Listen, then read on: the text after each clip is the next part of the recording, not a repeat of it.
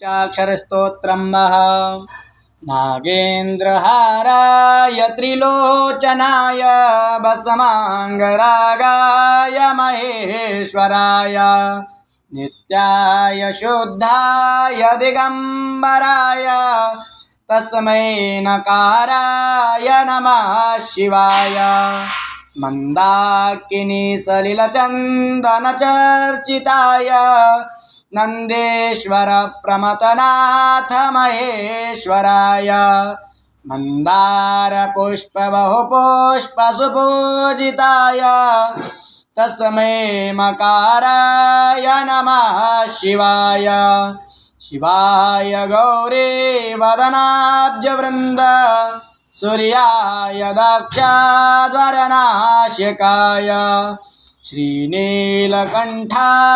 वृषध्वजाय तस्मै शिकाराय नमः शिवाय वसिष्ठकुम्भोद्भवगोतमार्य मुनीन्द्रदेवार्चितशेखराय चन्द्रार्कवैश्वानरलोचनाय तस्मै वकाराय नमः शिवाय यक्षस्वरूपाय जटाधराय पिनाकहस्ताय सनातनाय दिव्याय देवाय दिगम्बराय तस्मै यकाराय नमः शिवाय पंचाक्षरमिदं पुण्यं य पठेत् शिवसन्निधौ शिवलोकमवाप्नोति शिवेन सह मोदते।